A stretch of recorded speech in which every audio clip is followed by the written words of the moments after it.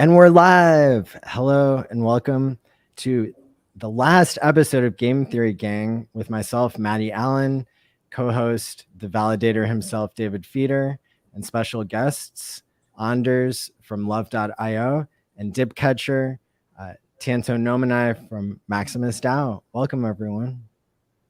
Thank you. Yeah, it's good to be here. How you guys doing tonight? Doing good. I was streaming all day today, so I'm keeping it moving. Early morning here in Phuket, Thailand. So it's like 7:40 now a.m. We really appreciate you guys being here. So let me just kind of go over like what the outline looks like. There's a lot going on in crypto right now. We just got back from the PulseChain conference, 3 of us, PulseCon, and all the surrounding events. Ethereum 2.0 is switching something up, coming in just a couple days here into a proof of work chain split off, and markets are crashing. There's just so much going on. Maximus is launching lots of new contracts with lots of new game theory, and I was really excited to learn more about Anders' background here when we met in person. So we got a great show for you tonight, and I think like we'll be able to go around the room and discuss all those topics. The elephant in the room, first off, though, is why is this last episode of Game Theory Gang? Well, we've had a good run, and David and I, he and I are both like huge fans of each other, and we're just looking for some Tuesday nights off. So what I'm gonna do is I'm gonna run my chain analysis course 101 on Tuesday nights, and that's never been open to the public really before.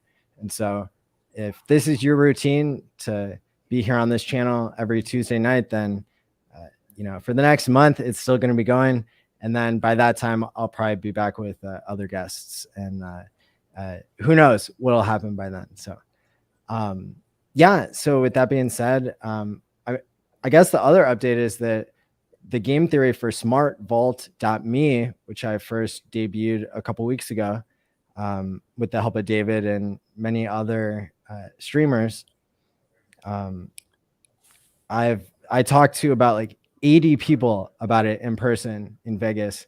Probably why my voice is still wrecked, but the bottom line is, I think there's a number of changes that we're going to make based on everybody's feedback. And so I'm extra curious to compare notes with how some of the new game theory is working with the Maximus contract.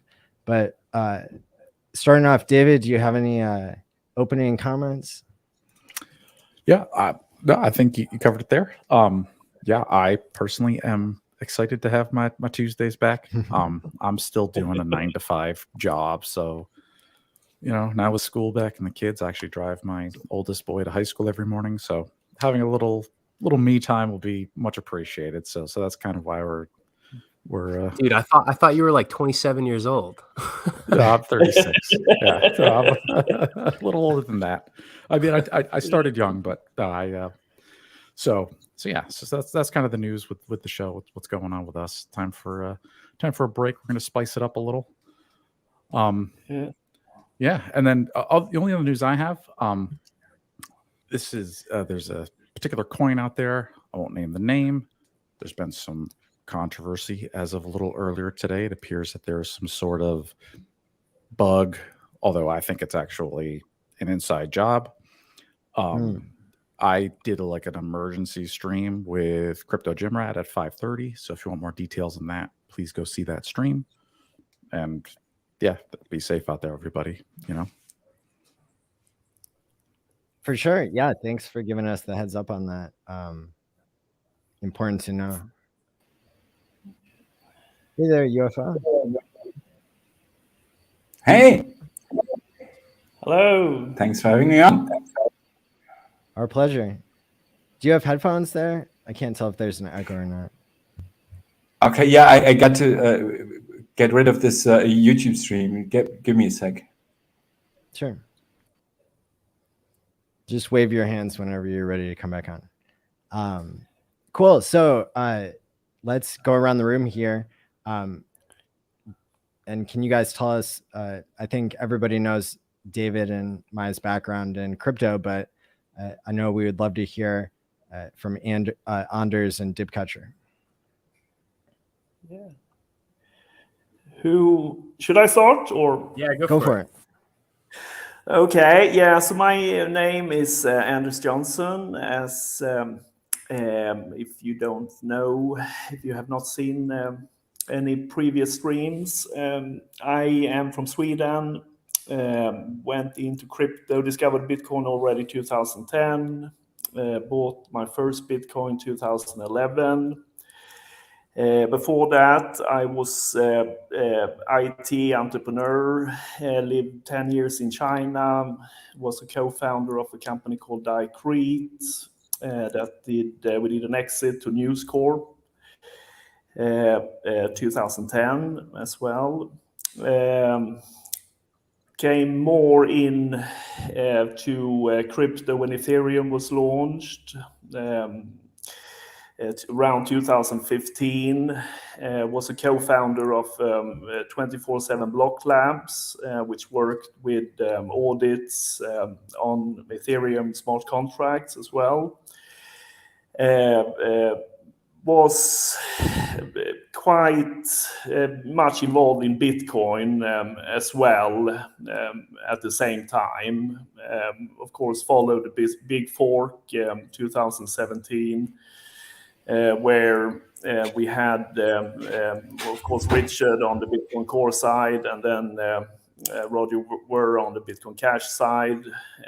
That was also the time where the idea about Love came, the project that we now is launching on PulseChain. A little about Love. It's the ticker is Love. The website is love.io. It's a cryptocurrency that is meant to be for like micro tipping, loyalty program, cashback for e-commerce, and so on. To use the name Love as a ticker, and also to be able to like send not only like a monetary value, but also like the feeling of the love, especially when it comes to like micro tipping and so on. As I said, this project already started around 2017, mainly since Bitcoin Cash, they wanted to create this like mainstream cryptocurrency. So they said that just let us have like fast transactions, change the protocol. Then Bitcoin Cash was going to be that. But then, of course, we saw that didn't happen. And 24/7 Block Labs, which also we had like a think tank with blockchain experts around the world. We thought that it was like missing something that the social media networks was very good at, and that is a concept of blitzscaling, that you have something in the name, in a concept that can scale a network by itself, which is basically Love's game theory. To explain short about blitzscaling, like Facebook, they use the friend requests to outcompete MySpace. So they didn't market like Facebook as a platform. They introduced friend requests. You received a friend request and you said yes to that friend because it came from someone in your network. So Love works the same way. If you receive $10 in love from a person you know, then most likely you don't decline it because it's a positive feeling you have received love. If you receive Bitcoin, for example, then maybe you have a bad feeling about Bitcoin, that it have been used in scams and drug money and so on. And most likely you deny it. You don't, if you are a non-coiner and so on. So that's like one aspect of it. Another aspect of blitzscaling as a game theory is Amazon. They used Google 2004 just to list a lot of products with Google and also in AdWords. So that meant that people, they found the product on Google, and then when they wanted to buy the product, they would direct it to Amazon, and then they had to register an account. And we are having one dev team here in Phuket, Thailand, where I'm in now. We're building a big marketplace where we integrate high-end brands, everything from Gucci bags to famous watches and everything. It's called lovify.com. So that means that these products, they get listed in Google, and then when people buy it, it's included like a percentage in cashback. So that means that every time someone is buying something, they get cashback in Love rewards, which can be changed to Love cryptocurrency. So that also means like every time someone is buying something, it's a buy order for Love, which is like a huge fundamental for us. And we had a marketplace with around 20 to 30,000 perfumes, and was very successful. We had like buy orders every day of these perfumes, and now, as I said, we are adding on like hundreds of thousands of products into lovify.com.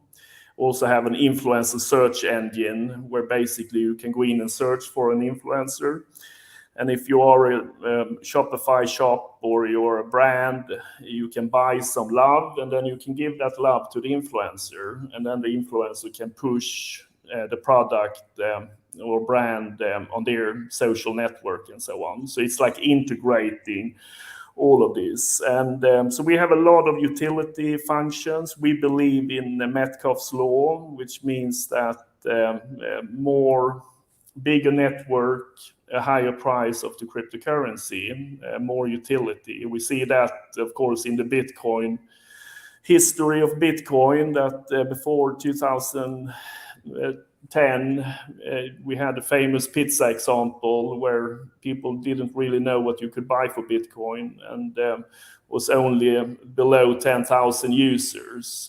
But then when WikiLeaks started to accept Bitcoin in 2011, it was the first time Bitcoin jumped over $1, and that was because you had another 50,000 users coming into Bitcoin. And then, of course, Silk Road between 2011 to 2013, we got another 250,000 users into Bitcoin. So we see our game theory in Love is the utility functions, to use the name, to be able to blitzscale the network.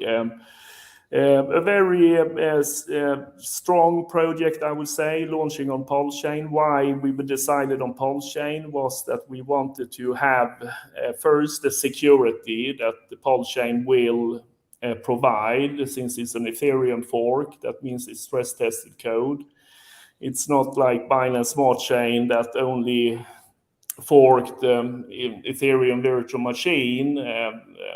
With PulseChain, we have like the whole Ethereum stress tested code, and then we get very cheap transactions since it's directly proof of stake, and very fast transactions since it's the 3-second block time. So it's perfect for the utility function.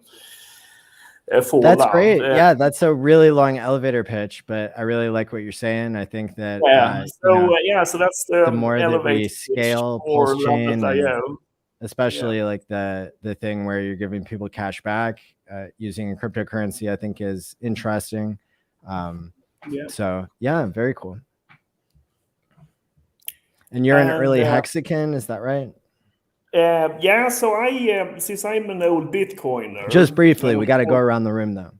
Since I'm an early Bitcoiner, and as I mentioned, the big fork that happened 2017, and of course Richard was the main Bitcoin Core spokesperson, you can say. So I of course started already then, even before that, to follow Richard and so on, and have great always have like great respect for Richard, and the good old days. In the early days, and that's awesome. And I also got into Hex very early. I'm not have been like a Hex maximalist. I still have been involved in other projects and so on as well, but yes.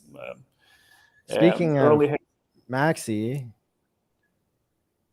Dip catcher. Let's rotate through the speakers here, and let's hear from you. You've got some really exciting stuff going on that's relevant at this time. Yeah. So I'm Dip Catcher, Tonto Nomanai on Twitter. And I'm a longtime Hexican. I've been building software products to support the Hex investor experience for a couple years now. The latest thing that we've been building is Maximus DAO. And Maximus is really a scaling solution for Hex. It's a suite of smart contracts that enable trustless pooling of Hex stakes and incentivize growth of the stake pooling ecosystem. Stake pooling, it introduces a lot of new value propositions for end users, and it expands the financial utility of Hex. So we started our first stake pool in April, which was we called Maxi, and we pooled 294 million Hex into a single max length stake. And it hit as high of a price as like 2.3 to 1 versus the underlying asset. So it's commanded a pretty high premium ever since it's launched. And then to follow that up, just last week, we rolled out Maximus Team and the Perpetuals. And so Team is the Maximus DAO team member token. You can mint it right now, 1-to-1 with Maxi, and then you stake it to earn rewards. And Team is really the growth engine behind these Perpetuals. And then the Perpetuals, what those are, they're perpetually cycling Hex stake pools of different lengths. You mint them 1-to-1. And then the stake starts in about 2 weeks. And then after they end, there's another minting and redemption phase where you can either add to the stake pool, redeem your Hex, or just leave it and you automatically roll forward into the next one. And so we have Base, which is a 1-year stake. Trio is a 3-year stake. Lucky is a 7-year stake. And Desi is a 10-year stake. So with these new pools, we really tried to span the whole entire length and risk spectrum and give users an option to build a really flexible staking ladder. And these stake pools are really important because they provide a lot of user benefits and also the ecosystem benefits in total. So the main one is the user experience is about 99% gas savings. And so the longer the stake is, the more expensive it is to end. So that's really important. You get instant liquidity. These tokens are fully tradable. You can do whatever you want with them. And you earn more yield when you're staking in these pools versus staking solo.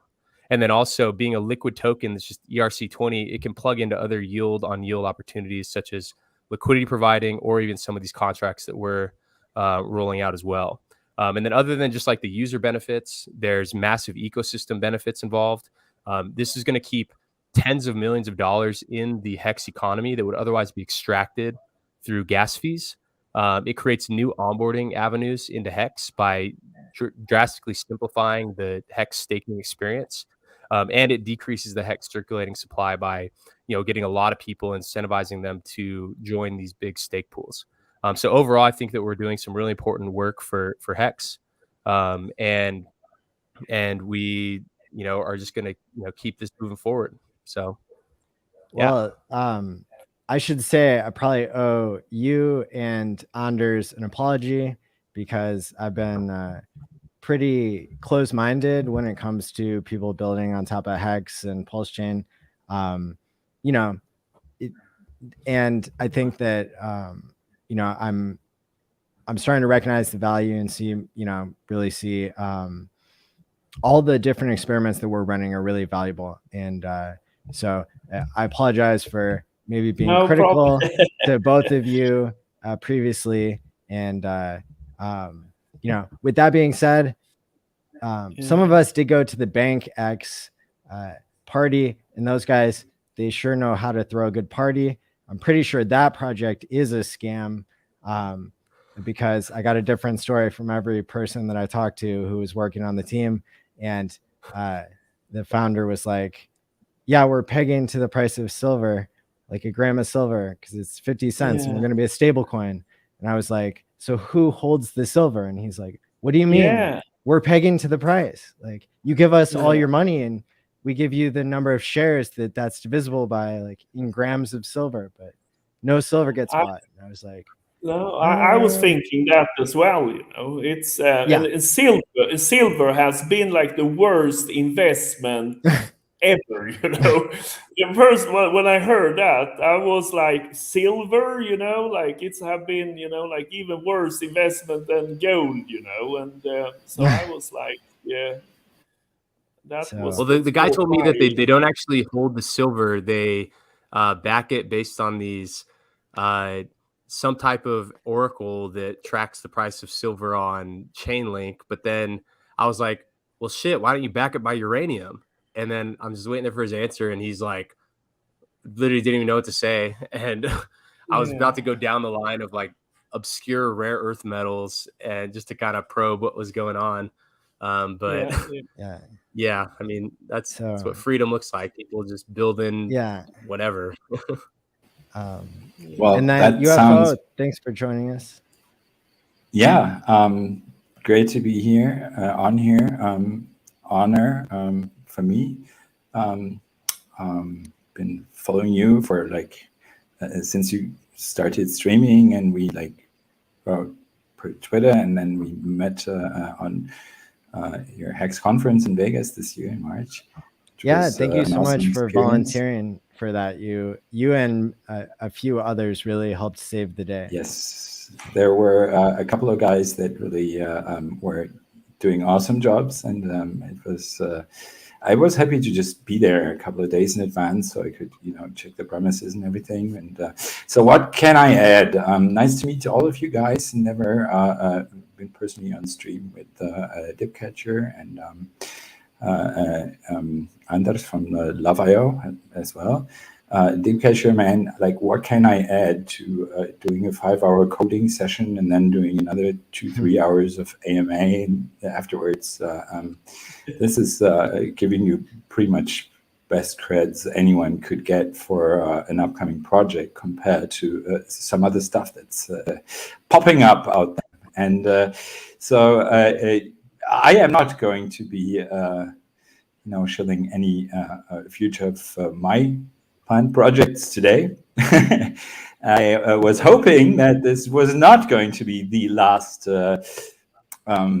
game theory gang show, because the number 28 is still on there, I guess on your YouTube channel for next week. But who knows? I thought this was maybe just being a little bit of FUD creating kind of game theory So that's idea. the placeholder for, I'm going to do my Chain 101 course. Okay. It's 4 parts. So I'm going to Awesome. premiere that at this time while David and I take a break and, Okay. And this will be figure out where our directions will take us. But I okay. assure you that And this David one and I are still BFFs. Okay. Okay. Well, maybe there will be some, who knows, someone who will keep up thinking about game theory and doing a channel on it, because I have been thinking on it a lot, and we've been talking about some stuff in Vegas and a short, stream to,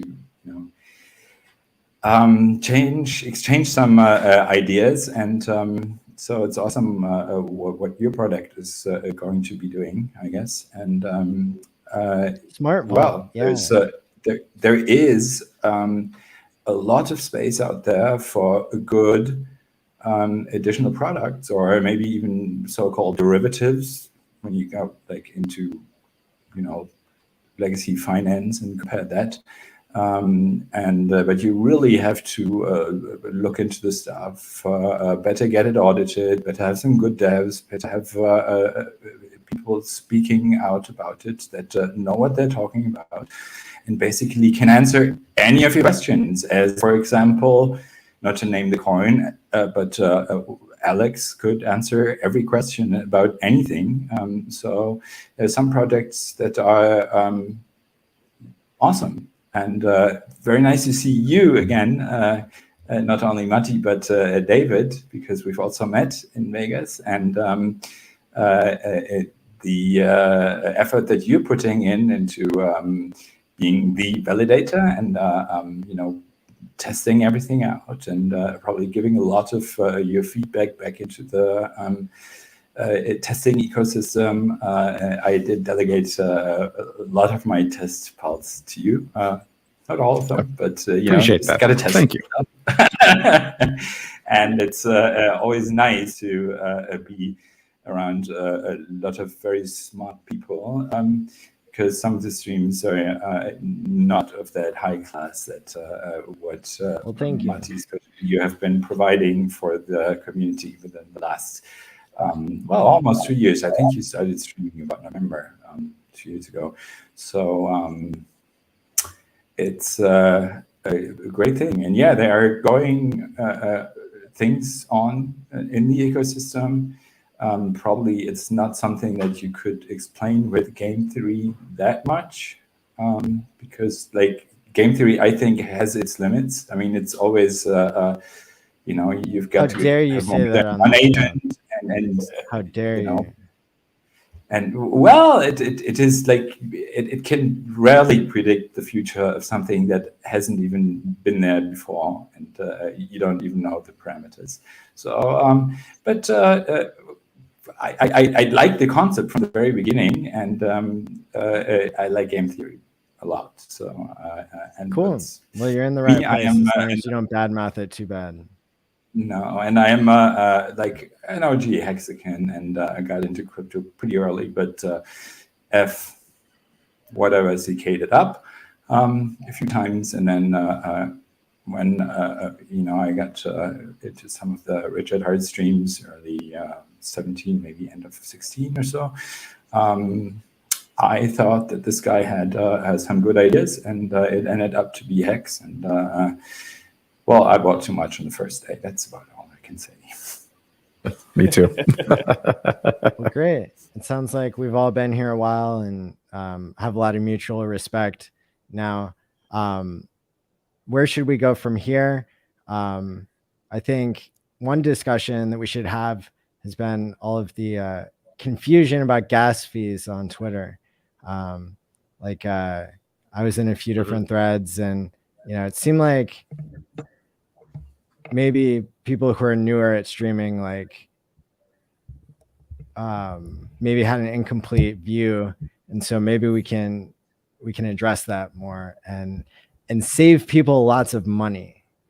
Do you guys have any strategies for minimizing gas fees when it comes to HEX staking? Staking in stake pools is definitely the number one gas fee solution for Ethereum. And if PulseChain is a screaming success and it grows in users faster than how we can mitigate the fees as a result of that, then fees may be expensive there.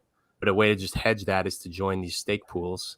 And I'm probably one of the, I definitely beat the drum on this topic endlessly. I think my first YouTube video about it was January of 2021. And that was when it all just kind of clicked to me that like there is a minimum viable HEX stake, because I knew a lot of people were doing these like very micro staking ladders. And then it kind of hit me there that there's like this minimum value. And that was before the big run up in price too. So it was like, when those prices are lower, it makes an even bigger difference. And then it all really set in when there was that EIP 2929, where suddenly it costs 3 times as much units of gas to end a stake. And then it had me, it didn't even occur to me that the stake gas calculation was based on each day, where each additional day costs a little bit more gas. And then that's when it all just like clicked and set in. And then there was like a bull market where there's a lot of NFT activity, a lot of DeFi activity that was ratcheting up the gas price. And so now is 3 times as many gas units required to end a stake, times is increasing gas price. And then people were calling me that I had onboarded. They're like, "Hey, I went to end my stake and it was $600. What is this something like what's wrong here?"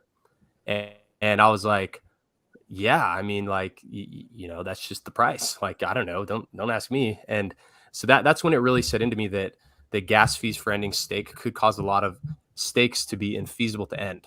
And I generally take the approach that, I really take the no expectations to heart, where I don't have any expectations that the Ethereum developers are going to do anything to lower the user's gas fee. I think they want to scale in order to make now that they've taken control of validation, like it's the same people. It used to be a little separate, so it's a little bit different. But I don't think they want to scale to lower the user's cost. I think they want to scale so they can charge more people more money. And so I don't have expectations that that gas fees go down, because high gas, meaning like if you sell a blockchain, the product they sell is blocks, and why would you decrease the cost of your product? Like you figure out how to sell more at the high price. And so I don't necessarily expect gas fees to go down. Even if they do, great. You still get all these benefits of pooling your stake together with the liquidity. I mean, you still are going to save 99% on the gas. You know, you're still going to outperform the people that don't stake in these pools. And so there's kind of no downside related to that. So, you know, I'm pretty passionate about this topic because although it's beneficial for the people that can afford to end their stakes, I don't really like the idea of new smaller stakers basically just giving their money away to large stakers who can't afford it. And so that's why that's really what drove me to create these stake pooling solutions, is when it said in that as of now, you know, things can always change, and Ethereum does have a culture of increasing the block size. A single max or in a single Ethereum block, it can only contain 2 max length stakes. So regardless of the gas price, only 2 max length stakes can fit in a single Ethereum block as is. And if you read the HEX audit, they actually, like, the main thing they highlighted was that the gas computation for ending stake was running it really close to the gas limit per block, because it used to be even smaller. And so the auditor said, remove the max length stake from 50 years to 10 years. And then Richard ended up settling on 15. And then so they reduced it by 3 to kind of mitigate that. But then the cost of doing that increased by 3 with EIP 2929 last year. And so we're actually at the levels that the auditor thought was cutting it really close to the maximum block limit. And so that's a huge concern, because in 15 years, especially from now, because we've seen a flurry of max length solo staking, it's basically undone all the progress that we made with Maxi to consolidate max length stakes into one. There's now been a flurry of new solo max length stakes, many of which may be infeasible to end. But with, you know, if those were all me chasing airdrops. Sorry about that. Yeah. Those were I totally all me chasing airdrops. I started 100,000 accounts.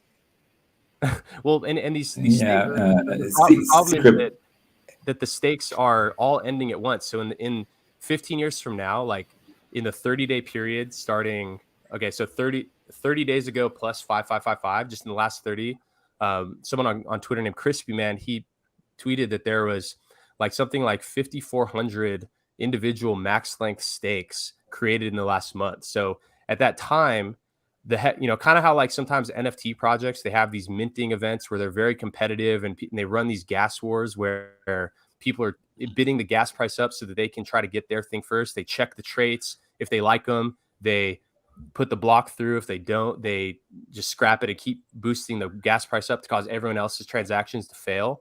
That could very well happen in 15 years as all the hexagons are trying to end their max length stakes.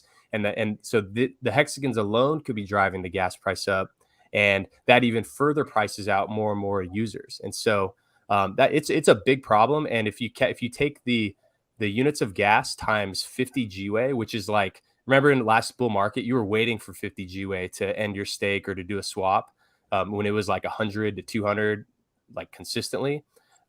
At even like a modest gas price, and even like a modest, like say Ethereum is $10,000 at, so twice the all-time high it ever got to in 15 years, that puts it at like $50 million will be extracted from the HEX economy if those people can end their stake. So it'll be less because those people won't be able to end their stake, but it's a huge problem, and it's a huge negative externality. Just having so many solo stakes. And so, that's what we're really trying to solve with these stake pooling solutions, is that rather than everyone doing their own stake, you can consolidate it as one, and you'll have no problem ending your stake and being able to capture the value of your yield if you're staking these pools. So it is a very important I totally agree. And coming back to that, what you said pretty much first, that there is no incentive for them to maybe lower the gas prices. On the contrary, because many people have thought about doing something like a gas future. So you could buy, for a certain price, the amount of gas that you need to do your end stake now. And there were people that tried to implement this. It's called gastoken.io. I don't know many people who know that. I'm not shilling this project or anything, because it's just completely hypothetical from some people at University of Zurich from some years ago. And they're using a function that is built in Ethereum that you could, when you give some space on the blockchain that you don't need anymore for a project or something, if you take that off the blockchain, you get rewarded back in gas. And so they use that to build a sort of like a gas future trading thing. That's pretty cool. And then there is an EIP by whom? Vitalik himself, who is proposing to take that feature out of Ethereum. So I don't know if it's still in there, if they will take it out, but it does make sense. Like for even being a validator, you have to buy your hardware space. Even though for now it's like 2 terabytes or something. I don't know, but everything that's going to be freed up should give you some kind of a reward. And so this was as a proposal in that paper being used, and they even, I think, put out that token so you can use it more or less, but you never know, because Vitalik himself is trying to get rid of that function now, as he did rise the prices for what we're mostly using to calculate the amount that you get at your end stake. So it is, and this is what I hope that, on PulseChain, all these things are going to be very well thought about, and not just going to be handed over into, some people's hands that are, pressuring you, because they are the ones that are keeping the system running. It's, at least while it was on proof of stake. I don't know how Ethereum is going to change when it's going to go to proof of stake from proof of work. Yeah, and even, I mean, because to me the whole secret sauce behind PulseChain is, it's not really the gas fees. I think that's kind of like the kind of like lowest common denominator sales pitch for PulseChain. I think the real secret sauce in PulseChain is this dual chain environment where we have the Ethereum assets and the copy on PulseChain, and then we have the kind of cross-chain market on PulseX. Like, that's really the secret sauce of like a scaling solution for Ethereum, where it's not like other layer ones like Polygon, where you just like basically move off of it, do stuff, and then move back. It's like where you can split your load between 2 different chains, and then where they're not connected necessarily by only the bridge, they're connected by a market. And so, based on the risk profile of some asset or the different criteria of it, perhaps, the qualities of PulseChain versus the qualities of Ethereum will be priced into those trading pairs on PulseX. And then, you as an ecosystem can kind of have this like dual universe, like parallel world, where I think it adds a lot of resiliency to assets, because now it's like you have 2 strong places to be running on, where you can basically like be interoperable with yourself across the 2 different chains. I think it's like, that's really the secret sauce. And so like, yeah, PulseChain can lower the gas fees, but then for the users that can only afford to end their stakes on PulseChain, but can't afford to end the stakes on Ethereum, it's like they're missing out on this whole other side of the value proposition of, this ecosystem, and so, because, I expect the HEX to be expensive on both chains. And so you're going to want the HEX on both chains. And so the users that like, I don't want to have people just settle that like, okay, I won't be able to afford to do this on ETH, but at least I'll get it on Pulse. And it's like, okay, you're going to be getting waxed by the people that can do it on both. And so it's very important. And even regardless of, like the price of PulseChain, because there's going to be increased capacity and probably less load early on. Like, isn't it just like a good practice in general just to increase efficiency of, the system? And so doing the consolidating stakes, like even not like I really beat the drum on the topic of gas fees being infeasible to make it infeasible to end stakes, but like even regardless of that, it's better to just be increasing the efficiency of these. Just like, if you want low fees on PulseChain, then we're even contributing to even lower fees on PulseChain by not flooding the blocks with these hex stakes that for the long ones just fill the blocks up. So if yeah, exactly. David, And then if then it comes to game theory, we see that it takes years to move Ethereum towards a proof of stake, but it just takes sort of like a couple of months to switch some of the parameters, so some things will never be able to work. And so I think that Pulse has this, and so what I said about the gas stuff before is not only about gas, it's just about, you just switch a couple of parameters and some things are never going to be working. And I think that PulseChain is not going to be likely to do this to hurt good stuff that is might have good ideas to be DeFi for the future. So I have more trust into what's going to come up on Pulse than I do now after looking deeper into what Ethereum is like and how they're working. So I have more trust into what's coming up than I do have into Ethereum. And so this is a lot more, of course, than what the gas fees. Well, yeah, another, I guess another important nuance for people now is, how many people are out there really considering what is the action I'm taking on the blockchain, and does that need to be processed at this moment? There's a big difference between doing a swap where the ratio is going to move in a few seconds or minutes and your transaction will fail and you are wasting space or time or adding, errors into your own experience, versus minting Hedron, ending a hex stake. When you set the gas limit, or, when you set the GUI, not the gas limit, when you set the GUI lower, like I'm over here, even if it's the middle of the night, and all the gas trackers are saying that it's 10 GUI right now, I'm only waiting a minute or two when I'm putting in half that. And so I think when people really start to understand, what is the action I'm trying to take on the blockchain, and does that need to happen in this moment or just soon-ish?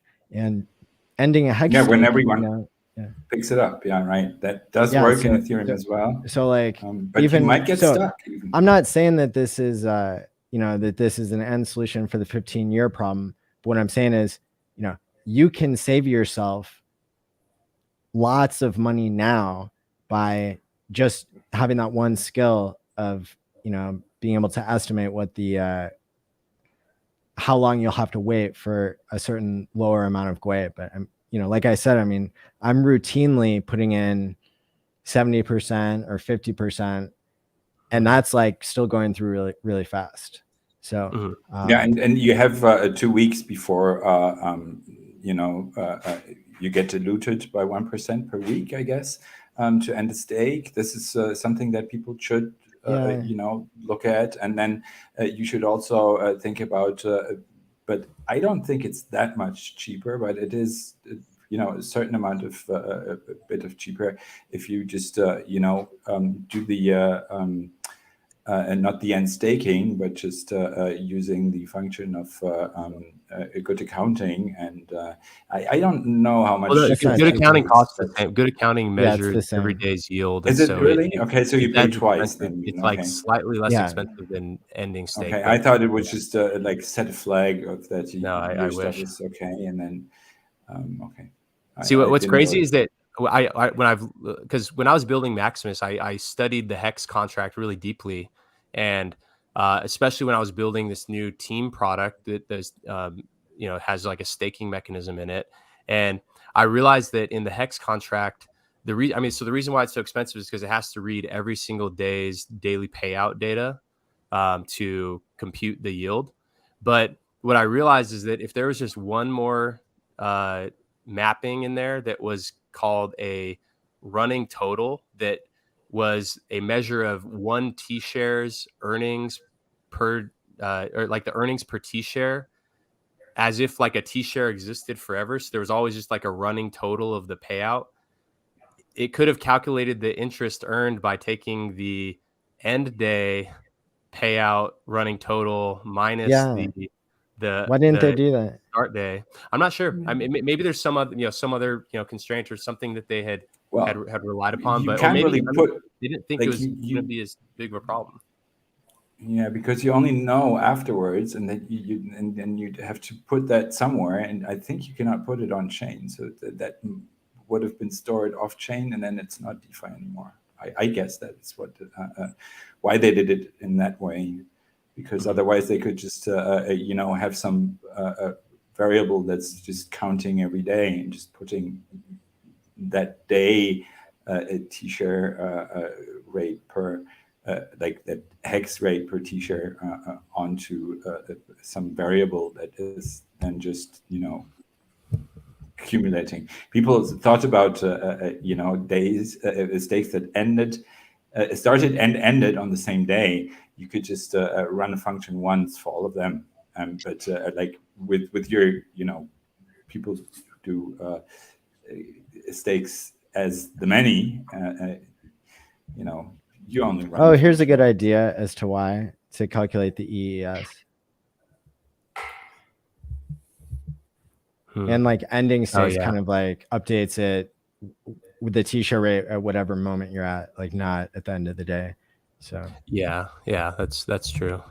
But what's pretty interesting is that like there are actually some pretty interesting dynamics of what happens when a bunch of stakes just become infeasible to end, right? Because but it's quite sad because it really comes at the small users' expense. The big users are just fine. And so like right now because they basically just bleed out into the people that can end their stake, which kind of makes me feel I have this I've talked about it on stream before. I have this weird conflict of interest here where like all of our products directly benefit and profit from a lot of people not being able to end their stake, because the people that benefit from it are the people that can. And if we have thousands and thousands of people in these stake pools, then the per user gas cost is 99.9% lower than staking solo. And so exactly, yeah. But if you they didn't think about it back then in the days, I guess. And but the good accounting function, for example, can be run by anyone.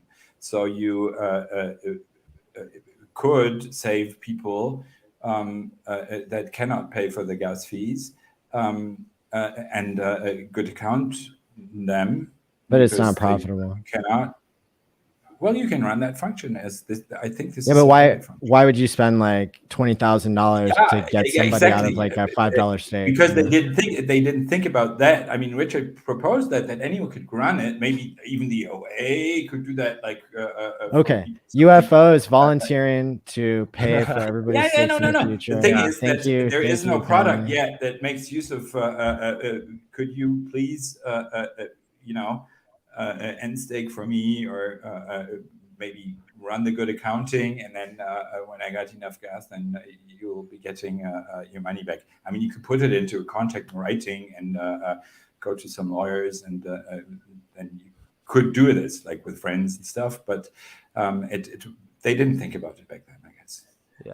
But and also kind of why would you? Because like if you can afford to good accounting someone, then you are the one that can benefit from them not being able to end stake. Because when someone can't end stake, one, it's just delaying that inflation. All the yield they had earned is now being redistributed even further into the future through the late end stake penalties, and then also that is supply that the market kind of implicitly was pricing in that was going to be liquid come end stake. But then as reality sets in and it can't end stake, then those are people that are no longer able to compete with you as a seller. And so it's bullish for the price, and maybe it causes the price to go up, and that allows more people to be able to unlock. But then as more become feasible to end stake, then they're all competing for blocks, and then that drives the gas price up, and then that makes less people able to. So there's going to be some threshold where you can, and maybe it moves as the price goes up. But even still, it's just like, even if people can't afford it, like what happens if you go to end your 15-year stake and then you look at the gas price, and the gas you paid was worth all your yield. You're like, well, shit, why'd I even stake in the first place? I sat through 6 bull markets of like life-changing wealth, and I'm here staked. And then you wish you could have had it, and then you get to the end stake and it costs. Know what you mean. Yeah. But like, as I remember, it was like that if you don't end stake, that gets redistributed like emergency end stake, right? They're not burned. They're going half to the OA and half to the other stakers, right? Mm-hmm. Yeah. I was looking into that like forward. They 2.5 years ago. Mm-hmm. David, what do you think? Let's get everybody in on this conversation. Oh, well, sounds like Ethereum's doomed. Well, it's time to abandon ship and go to PulseChain. Okay. That's I think the same. I think like we should be thankful that those problems exist, because otherwise Richard wouldn't decide to fork Ethereum. So I think that it is, of course, a huge problem, and but that's also the reason why we will fork. But the interesting, as I see, is to try to analyze what will the HEX price be on ERC20 after the fork, and which is actually worth more, because if these problems like Dipcatcher said here too, that is actually something that actually can also be like a pumpamental, that people can't end their stakes on the Ethereum side. But at the same time, when you have a cheaper transaction and gas fees on PulseChain, that should also create like more utility for HEX as well. So it's logically it should actually be like a higher price on the PulseChain side and so on. So, but it is, of course. Do you know how big the blocks are on PulseChain? Excuse me. I was asking David if he knows what the size of the blocks are on PulseChain. Do you know what they're going to be? Like what the gas limit is? I don't, but if I want to say I heard Richard say that we can go 4 times larger than Ethereum if we have to. So 4 times larger in terms of per block capacity, and then about 3 times larger as versus the time. So maybe 12 times the increase. So instead of 2 max length stakes per block, then 24. And so even then, like the hexagons still could be filling up the blocks on chain. And so it's like, and also, that if PulseChain is going to be a success, then, if 10,000x pulse price happens, then the gas cost is, going to increase, even though there's more capacity. And then also, like, if it is such an attractive place for people to be doing DeFi and NFT stuff, then, there's certainly going to be more applications on it than just HEX.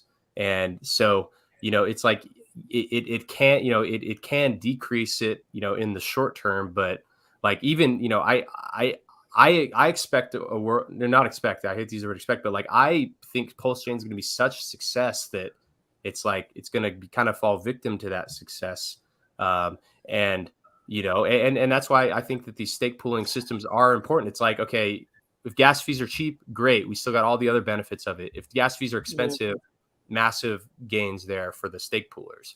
And so it's kind of like, that's how we can even further contribute to low fees on PulseChain is, by making, the user behavior around it more efficient. And that's kind of what I think in general is good, is that I think the scaling and the gas fee savings, it really comes down to the application layer. Like, I don't necessarily think that the layer 1 should be the one that is like responsible for user fees to be low. Layer 1 needs to be responsible for making this chain permanent. And I think that permanence in the chain comes down to how profitable it is to be an operator of the chain. And so that's why I think that it is, important for those blocks to be lucrative for somebody to be validating for. And Yeah. the user gas fee saving, I think, comes down to the application. That, it's like, even with ours, it's like there's no big technical breakthrough that enabled us to save users 99.9% on gas. It was literally like a dumb idea of like, oh, we'll just stake as a group. Like no big tech innovation needs to happen. Like simple structuring and simple problem solving can really go a long way. And so that's kind of my solution, because if we're building timeless products here, where we expect these things to be around for decades, and we can't predict what happens Exactly. in that time. You have to prepare your users for best case scenario and worst case scenario. And so I think that that's why I think some people push back on me, because I kind of like this harbinger of this bad news that like maybe your max length stakes that you started Not really. aren't going to be feasible then. But it's like, but sorry to step in, but I would like to just jump back to what David said. Hold up. Let's get to Bitfinesse here, who dropped a $20 super chat. Thanks to Bitfinesse. That's nice. He says there are only two kinds of people in this world: those who understand HEX and those who will understand HEX. Hashtag feed the feeder. That's true. And this is why I'm coming back to David's first thing. It's time to move on to Pulse. And maybe you can elaborate a little bit more about your experience running the node and stuff. I was, people were talking about how much more Pulse can do, like 4x. I think it's 13x. Like if you combine, the block time plus getting the blocks bigger. And this is just for now. What obstacles did you tell me a little bit about your experiences being a validator? That would really be interesting, I think, for a lot of people. Yeah. So far, running a node on PulseChain is just like Ethereum. Even running a validator on PulseChain is actually identical to running a node on Ethereum with mining enabled, which it's not efficient, but you can do it. You can have like a full Ethereum node mine blocks.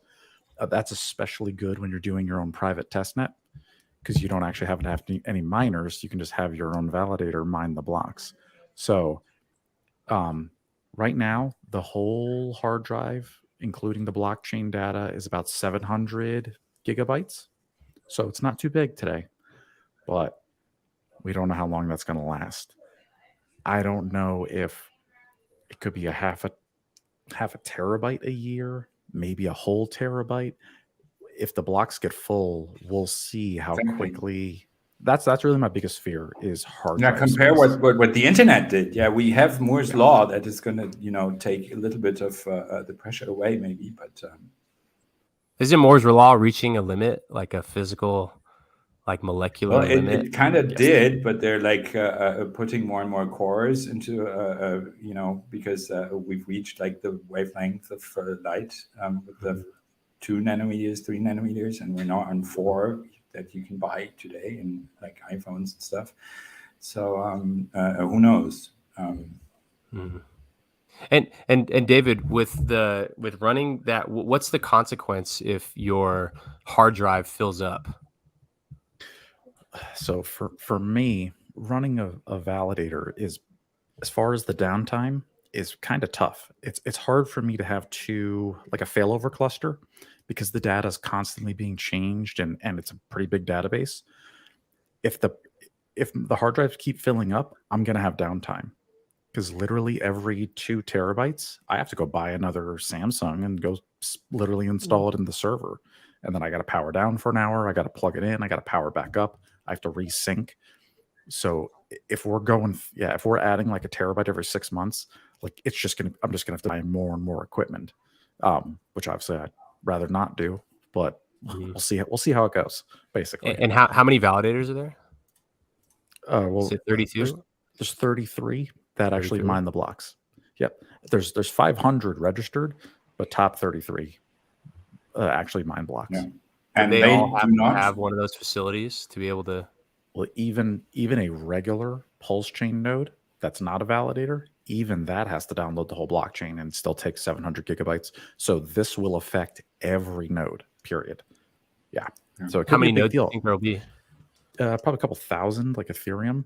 I even might actually like build some and like, for the community, like I'll Like basically, Coffin node or something? like little mini servers, and just, they won't be validators. They'll just be regular nodes, but I can build them easy enough and ship them out to people. Mhm. But if we're filling up terabytes like every year, it'll be unsustainable. And then that's going to lead to centralization of the servers, because only so many people are going to have enough hard drives to make this work. And it's going to get expensive. So we'll see what happens. Or it's going to go into the cloud more and more, and then you're dependent on, more or less. Amazon. Well, you're dependent on your electricity provider anyhow, anywhere where you are, like, unless you run it on your own. Yes. So here's the question. You know how Vitalik raised the gas fees on HEX by 10x at one point, or 3x, or both? Can that be reversed with PulseChain? Like, can we give ourselves a discount now? Like, Well, I think I think that it could, I but think the there's variables actually can be changed. apparently a really good reason why they increased the S load, because that is like a common source of it's like an attack surface on the network, where if you have that S load cost too low, then malicious actors could flood the chain with spurious, just reading and writing from memory aimlessly. And so that was apparently a common thread in like these DDoS attacks on the network. And so to alleviate that, or the risk of that, or to make the cost of a common attack vector more expensive, is how they came to that decision. And I don't even know if that's the last time. And that's a huge risk, because that's like a lever that they can pull if, is being attacked. And with PulseChain just increasing the capacity, and decreasing, and having like a lower unit cost for, the actual thing you pay the gas in, perhaps it's even, it's like that I view as a risk where, if we were to toggle that value down, that point, the S load in particular, then perhaps we're leaving ourselves more exposed to these like DDoS attacks. And so, yeah, that's why, it's kind of like, there's almost like a reason why they haven't done some of these things. And I think the trade-off is centralization, because there's kind of no way around that, which I actually think that, perhaps, our category, our community is if it's Richard or David or, people that people know that are actually doing this, then perhaps people will tolerate a little bit more centralization risk, for that trade-off where you have that high throughput, and, then you're relying on those people to run it. But, and perhaps that's just the trade-off that gets made. But yeah, I mean, I think that these things it's like a very delicate balance of, wanting to enable like the users that are using it for positive things to be able to achieve low cost, high throughput, while also making sure that users who are trying to vandalize the network cannot. And so I think there's definitely a balance there. And, I wonder what the, like the people that, are that build Ethereum, I wonder what their, perspective is on the particular like changes that are being made on PulseChain. Like, I wonder what they think about kind of like this scaling solution. So, well, I don't know if there's, let's say, for example, any trustable websites that did chain analysis and, showed that things like this were used. Because, for example, for the sacrifice phase for Pulse, I thought of, by then, gas prices were like sometimes between like 20, 30 or something. And I just calculated what it would cost to spam the whole chain for an hour and a half or so. So you could just put up a price for any coin that was, legit to be sacrificed, and keep it up because no one else could, make any transaction on the chain without, having to put up too much liquidity to not let it go down. And that was only a few $1 million to like spam the whole chain for 2 hours or something. So, well, I think people have been thinking about some of attack vectors a lot more than I did, but this is sure thing. Yeah, like, and I think I bet it'd even be useful to look at some of the things that have gone on Binance Smart Chain, just to like, because I feel like that's like a closer analog to what Pulse Chain is going to be than perhaps Ethereum has been, because it was a proof of stake chain on an EVM. You know, didn't have the system state copy, but they had a lot of users, a lot of shit coins on. Sorry if I don't know if I'm cussing out, but a lot of spit coins on Binance Smart Chain and all kinds of craziness. And so perhaps there's some things that we can learn from that. But also, like those are beyond the scope of what I by no means am like a blockchain. I'm like on the application side. I'm by no means like a blockchain infrastructure engineer or an expert in that world.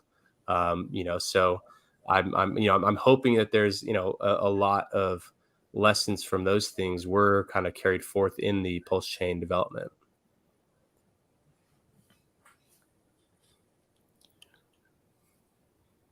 One of the things that we're looking to do with Smart Vault is basically to maybe let people emergency end stake a small amount, and then have a really small fee that goes out to everybody. So is that similar to something you're working on, Dipcatcher? Yeah. So what we're doing with the perpetuals is we're making a thing called Diamond Hands clubs for these, and these are for people who are joining these pools not for the liquidity, but for just like as an alternative to staking on their own. And so if you mint your perpetual pool token and then deposit it in the diamond, and you join the Diamond Hands club with your tokens, you're committing to locking your perpetual pool tokens until that stake ends. So for base, it would be 1 year, trio 3 years, lucky 7, lucky 10. And then it's just a simple, there's going to be we haven't decided the percent or the structure of the penalty, but if you can leave, but if you do, then some portion of your tokens that you locked up get distributed amongst the people that do successfully stay. And so like so if no one, some of it is already in the product itself, right? Because you can always sell the coin, and this is the price for the coin or the token that for the base and theses and so on. The perpetuals will be made up by the expectation of the future payouts per day plus the payouts per day that have already happened. So there will be a price, and you can kind of like always get out. So if you're putting something into your product, Matti, that is a kind of a different thing, I guess, that gives people the opportunity to like really for an emergency get out without really getting out. It also creates an incentive for people to do it in the first place.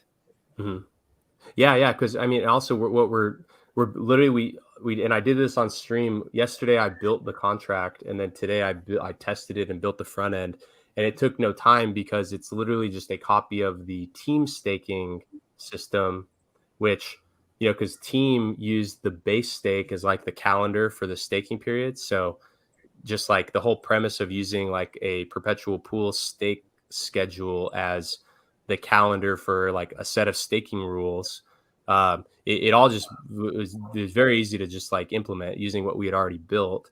And so also what there's kind of like this extra little bonus in there where so like if you time lock your trio, you earn trio from the early unlock penalties, but also since remember, team is a growth engine for these perpetuals, so perhaps team members want to incentivize people to join these perpetual pools.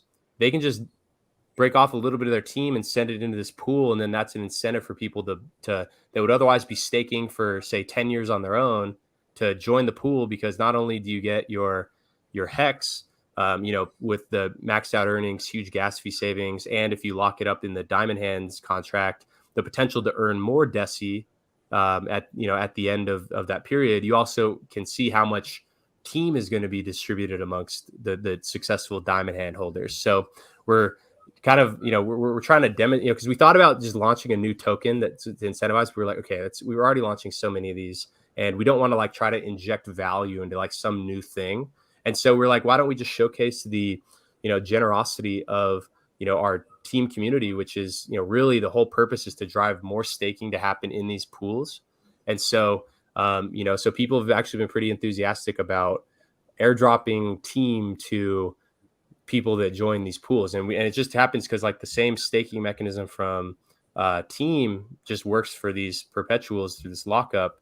And also, perhaps that like there's probably a lot of game theory in there with like people, where we want to make the early unlock penalty low enough to where it's like inviting to do it. Like in team, the early unstake penalty is 3.69%.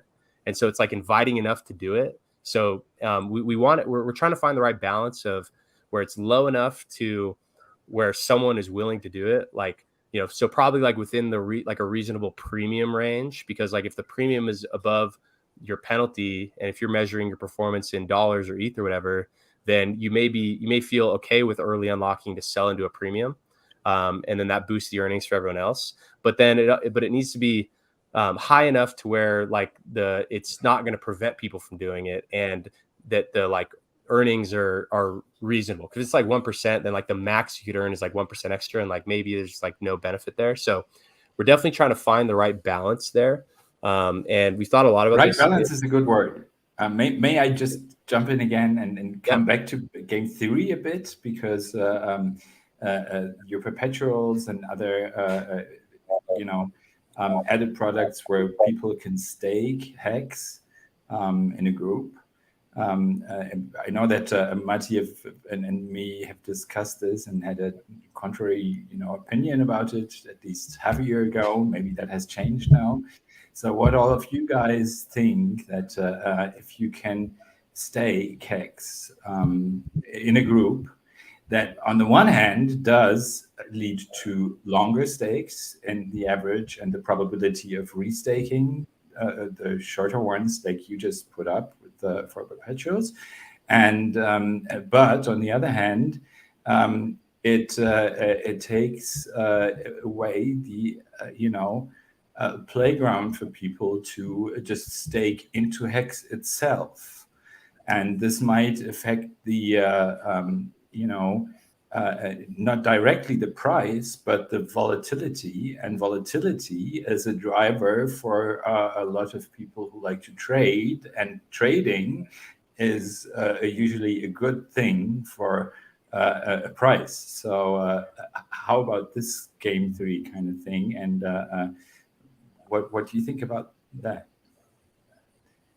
Yeah, I mean, I think it definitely can introduce a lot of volatility, and like, volatility means opportunity.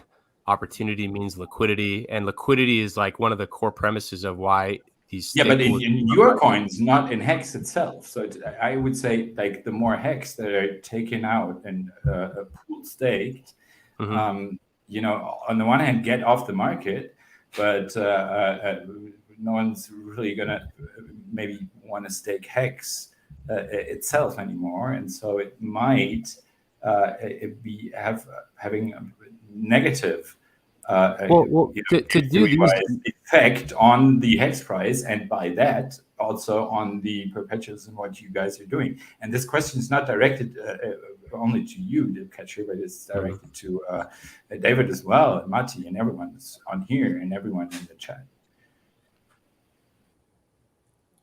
Yeah. What do you guys think? Anders, go ahead. Yeah, so what I think is that, of course, staking pools solves problems, just like the DipCatcher said, especially when it comes to like small stakers, and so on, that going into a staking pool could be like a good idea. at the same time, it takes away a bit of. No, I don't say that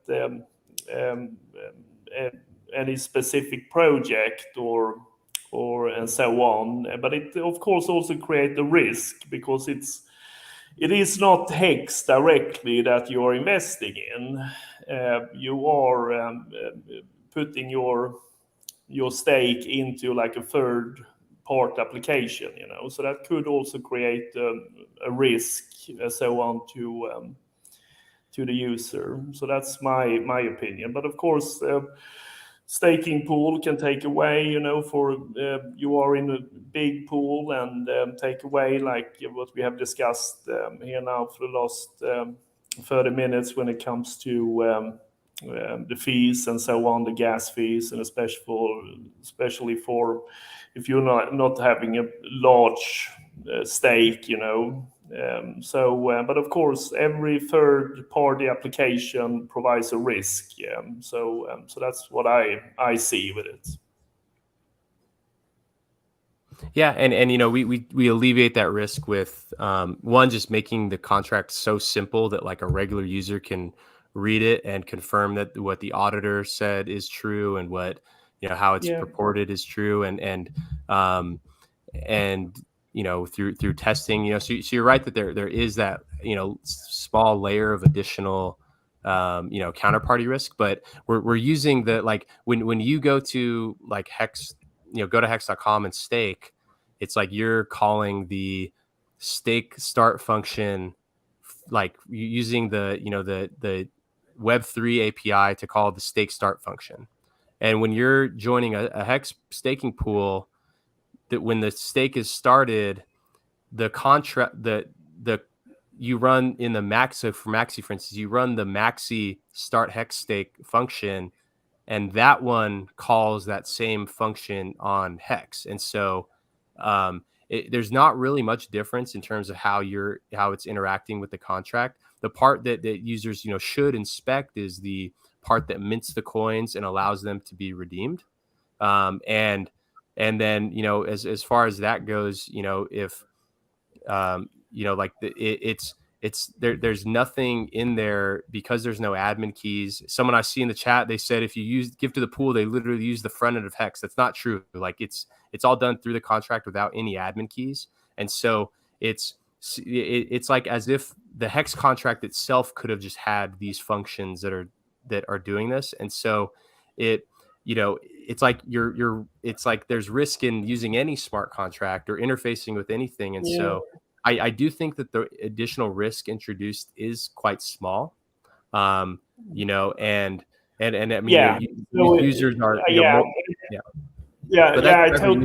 totally agree that it's like a small risk and so on. And as I said, if you want to lower your gas fees today, then to join like a staking pool could be like an option, But there is of course always a risk, and I don't say that wasn't really what I was looking for, because that there is an additional risk that may come with it. But let's go to the edge case. The edge case is So and I think all liquid. All liquid HEX are staked for 55.55, and none are left.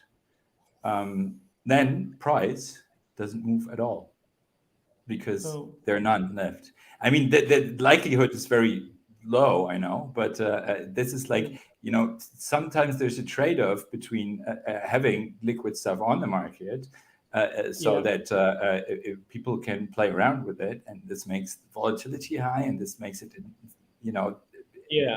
it incentivizes new people to come in, and you have higher highs and dips, and this is what is a big part of crypto. And so if you take this away, it might get to be like a slower, just rising thing, and you always only have the API that is within the stakes. Yeah, it is, and I think that the best solution is PulseChain.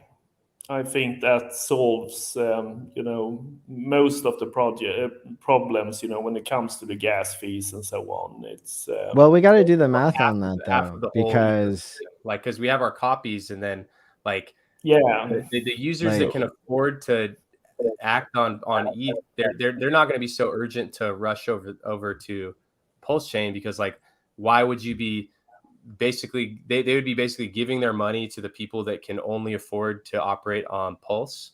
And so like, because they're the ones that benefit from the high gas fees, because they earn, they have less competition with sellers, less staking competition, and the late end stake penalties feed their bags. And so I think that PulseChain is part of it. It's more of an opportunity than a solution. Like, just having, like, with the success of Phantom, Avalanche, like kind of that in the late cycle of the last bull run, like just the EVM chain that people can run DeFi on, like that alone is a massive opportunity. So I view PulseChain more as like a growth opportunity, as opposed to like a solution for fees, because like, yeah, it could, if it really does reduce a lot of load from ETH, but then it just kind of like that just gets backfilled in by new applications where they're not in our ecosystem.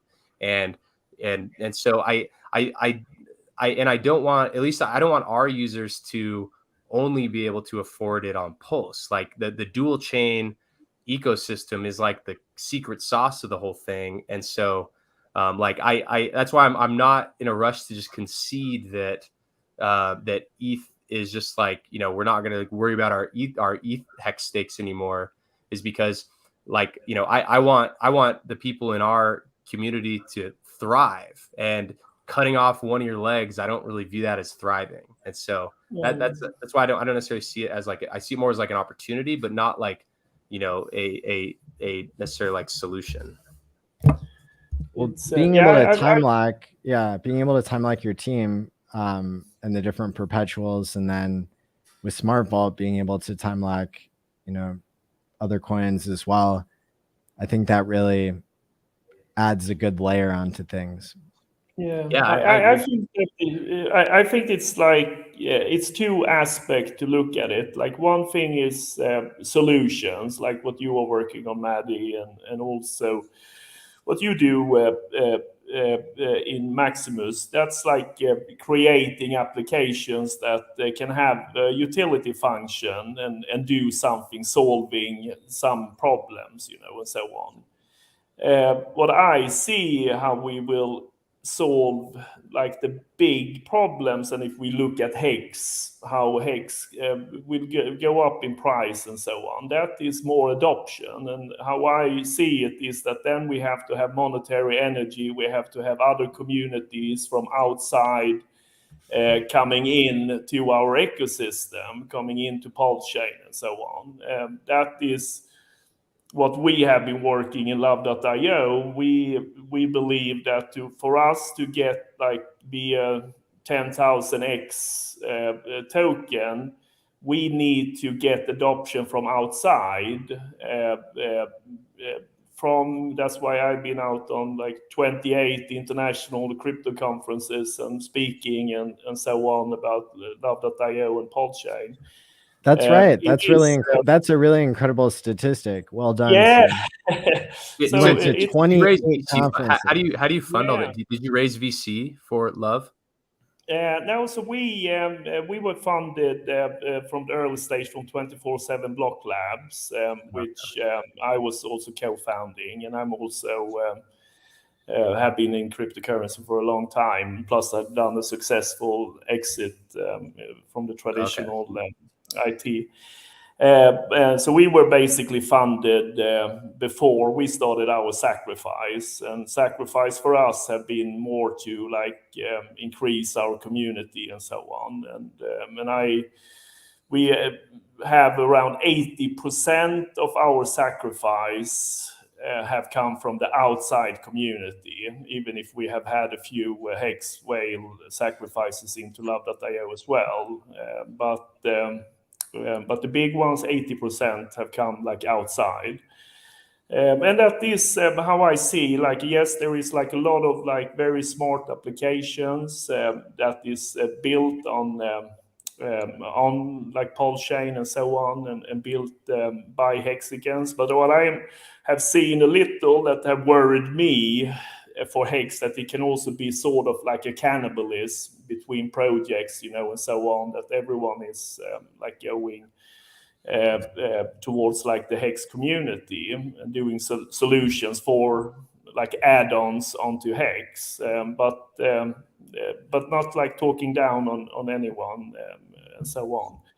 But I just see for Love.io how we see it, how we are going to get, you know, like cryptocurrency for mainstream adoption and have that with a perfect product market fit for micro tipping with the best ticker, the best domain, and then cheap transactions and fast transactions on PulseChain. We need to get like adoption from outside, you know. So it have been like our focus like the whole time, and that I believe will gain PulseChain. It will gain Hex in the end too, because if we can get in people into our ecosystem through Love, that means that okay, they maybe want to stake and then find the best staking application. Okay, then they look, of course, at Hex, you know, and that's how we will bring in monetary energy. And the same is for like PulseChain. Every time I've been out speaking on these conferences, is always like a line afterwards with like devs,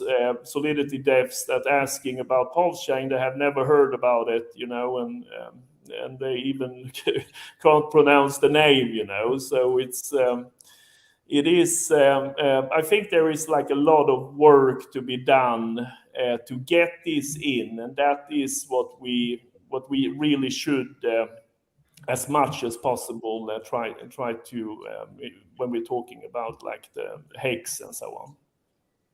How do your how does your target customer currently do what like you're trying to help them do? Like, how do they currently do? So what we want to create with Love is to be like a micro tipping cryptocurrency, and that will work for like. Do they currently do micro tipping through like PayPal or other? Yeah, micro tipping more like to be like an alternative to like super chat. Today, a YouTuber pay like 30% to super chat, and the same if you pay, you know, for example, if you use like GoFundMe or whatever.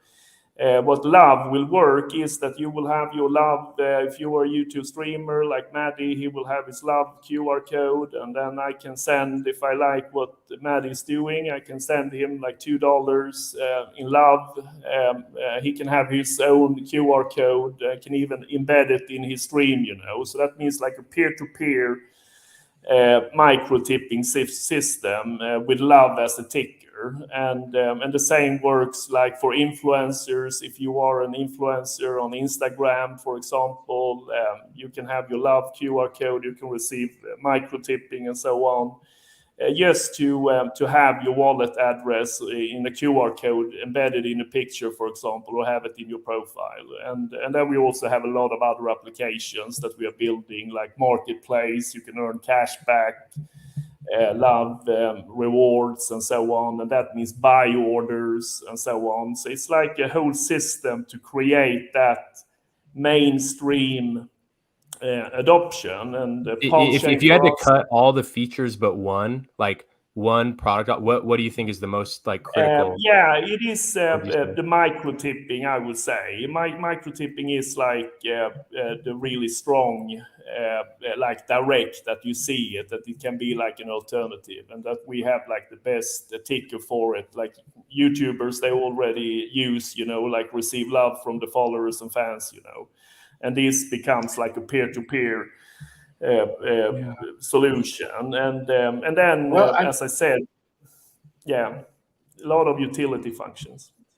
Yeah, I'm a bit call it trolling or playing the devil's advocate or something. I wasn't expecting to be on a stuck elevator pitch channel, but on the game theory channel, even though it was the last one everywhere out there. But you put out one thing that is this man went to over 25 conferences to pump our bags. So I know. This is what he was talking about. This is why I'm referring to that, because there's a lot of game theory also in how to market a product, who to speak to. And you were saying like all these ETH developers have never heard of Pulse, and they probably never heard of Pulse because they are not much of investors and not much of people that will be likely to tell their friends and remarket a new product, because if they did, they weren't developers but sitting on their bags. So this is like my game theory. Yeah, but I think why they are not the first to we have to and this is probably why we shouldn't, we don't need to attract them. I don't completely agree with that, because I see Pulse to be a transaction token. The more activity we have on PulseChain, that means a higher gas in Pulse, and that means a higher price. So I think that it's very important that we get, activity, so not Pulse becomes like a ghost chain. And the same is when I'm out speaking at even NFT conferences. That's like, it's great that people get free copies, but if they don't know that they get free copies on PulseChain, no one will go and get them, So that's true. But the developers aren't. I think the developers aren't the people to address. They are the ones launching new projects. They are the ones that's launching new projects, and 80% of the projects on Ethereum today is almost like dead projects because the gas fees are so high.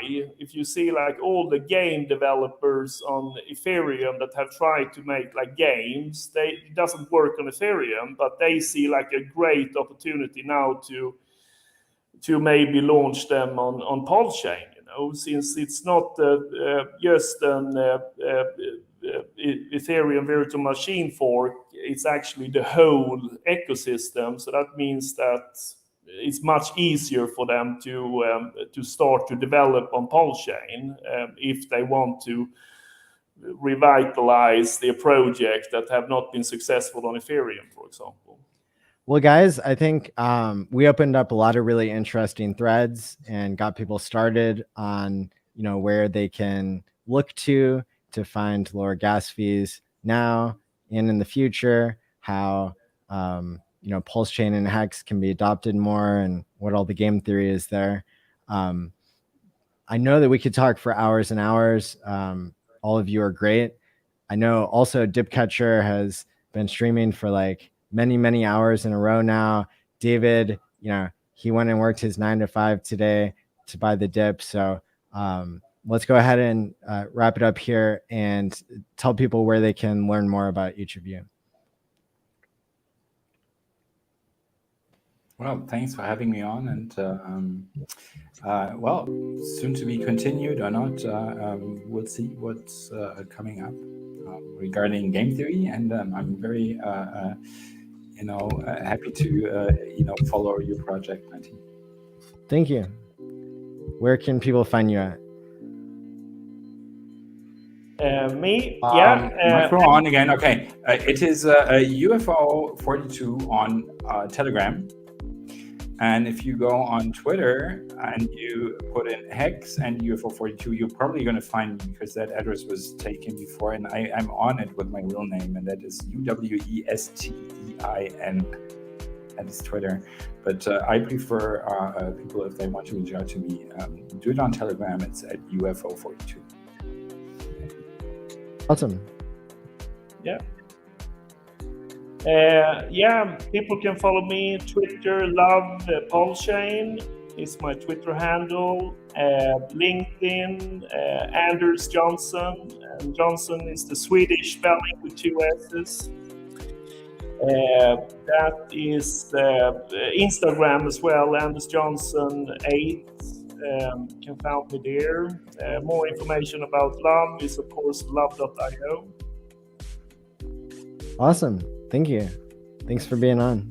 And you can follow me on Twitter at Tanto Nomini. Just search Dipcatcher. Telegram, same name, Tanto Nomini. Do not fall for scams.